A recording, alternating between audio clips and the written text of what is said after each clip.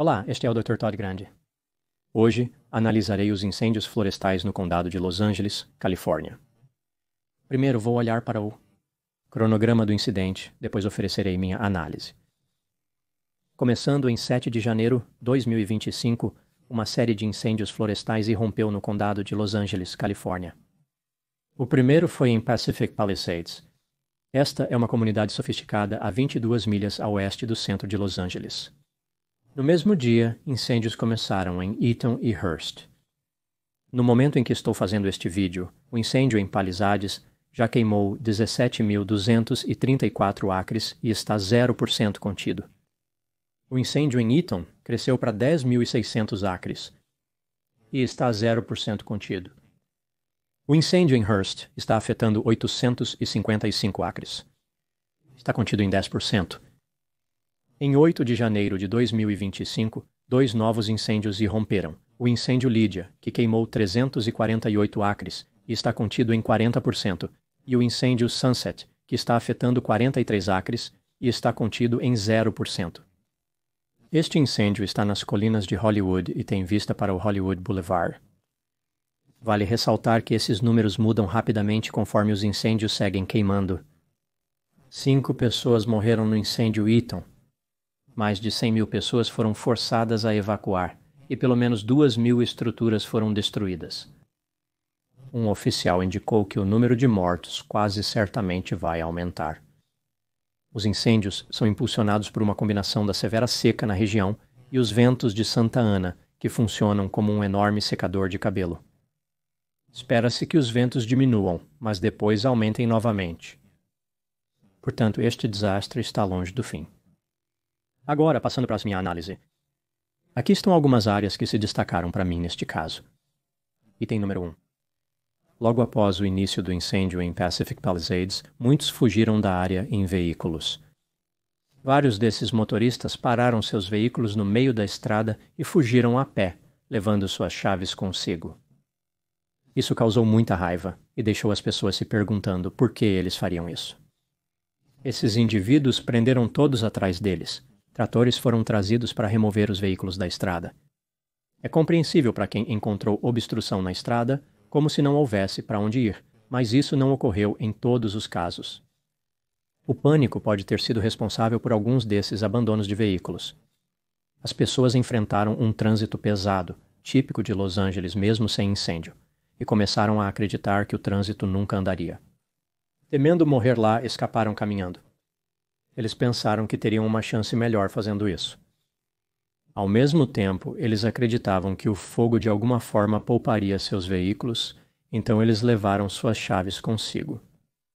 Eles pensaram que voltariam mais tarde e pegariam os veículos, eu acho. Muitas pessoas podem apreciar o poder do pânico, então não há muita culpa aqui, mas levar as chaves não faz sentido. É como se essas pessoas não ligassem para a segurança alheia. Eles estavam completamente focados em se salvar. Isso é frequentemente observado durante desastres quando há pânico generalizado. Item número 2, com base nas localizações dos incêndios, não é surpreendente que algumas das pessoas afetadas fossem celebridades ou quase celebridades. O preço médio de uma casa em Pacific Palisades é de $3.300.000, pelo menos antes do incêndio. Diversas celebridades ficaram desabrigadas. Por exemplo, Anthony Hopkins, John Goodman, Paris Hilton, Anna Faris, Eugene Levy, Adam Brody e Miles Teller. Outras celebridades que perderam suas casas incluem James Woods, Billy Crystal, Jennifer Grey, Heidi Montag, Spencer Pratt, Diane Warren, Cameron Matheson e Jamie Lee Curtis. Quando celebridades são atingidas por desastres, costuma impactar as pessoas de forma diferente. Há a sensação de que as pessoas conhecem as celebridades, o que as leva a se sentirem pessoalmente envolvidas na tragédia. Item número 3. Muitos proprietários afetados pelos incêndios têm seguros limitados ou nenhum seguro. Em 2024, a State Farm, a maior seguradora de casas na Califórnia, cancelou milhares de apólices de seguro no condado de Los Angeles. Em Pacific Palisades, 69% dos segurados não tiveram suas apólices renovadas. Além disso, outras companhias de seguro têm restringido sua cobertura nos últimos anos, reclamando sobre inflação, aumento dos custos de reparo de casas e desastres frequentes. Existe um plano governamental chamado Fair Access to Insurance Requirements, ou Fair Access to Insurance Requirements, mas os prêmios são muito altos e a cobertura é restrita. Mesmo assim, muitos proprietários foram forçados a comprar essas apólices caras. É interessante que tantas seguradoras se retiraram logo antes dos incêndios, quase como se soubessem algo que os proprietários não sabiam ou que os proprietários se recusaram a reconhecer. Item número 4. A devastação presenciada nesses incêndios e os problemas com o seguro fizeram as pessoas se perguntarem se faz sentido viver em áreas onde desastres ocorrem frequentemente. A mesma pergunta foi feita sobre o sul da Flórida com todos os danos causados pelos furacões lá. Se o seguro residencial se tornar impossível de obter, muito caro para pagar, ou tão restrito que não serve para nada, as pessoas ainda viverão nessas áreas? As casas destruídas devem ser reconstruídas ou é hora de desistir de desenvolver essas áreas? Na minha opinião, as pessoas sempre se sentiram atraídas por Los Angeles. Não importa se morar lá é uma decisão financeira imprudente ou não. Para muitos, a área é mágica. Por exemplo, é a casa da indústria cinematográfica. Apesar das pessoas provavelmente reconstruírem, creio que esses incêndios trarão uma mudança significativa. Os construtores terão que projetar casas mais resistentes aos incêndios. Uma estratégia similar foi usada no sul da Flórida para construir casas resistentes a danos de furacões. Construir casas resistentes ao fogo em Los Angeles aumentará ainda mais o custo de vida, mas as pessoas ainda o farão. Eles ainda vão reconstruir e morar lá.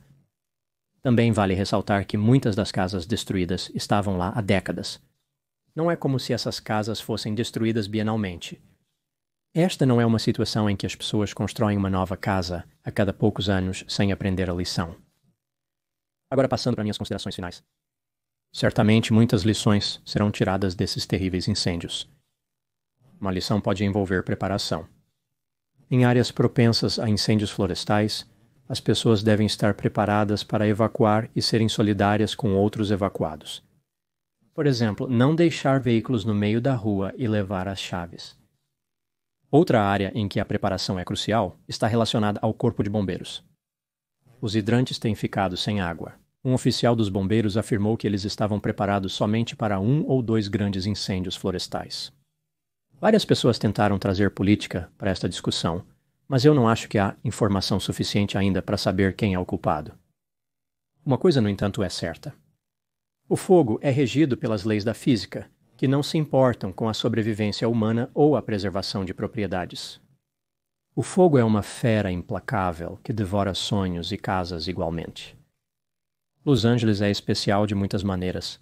Uma terra de sol, praias, cinema e a esperança de se tornar uma grande estrela. Infelizmente, apesar de toda a magia percebida pelos seres humanos, a única coisa que um incêndio vê quando olha para Los Angeles é combustível. Esses são meus pensamentos sobre os incêndios florestais em Los Angeles. Muito obrigado por assistir. Falo com você em breve.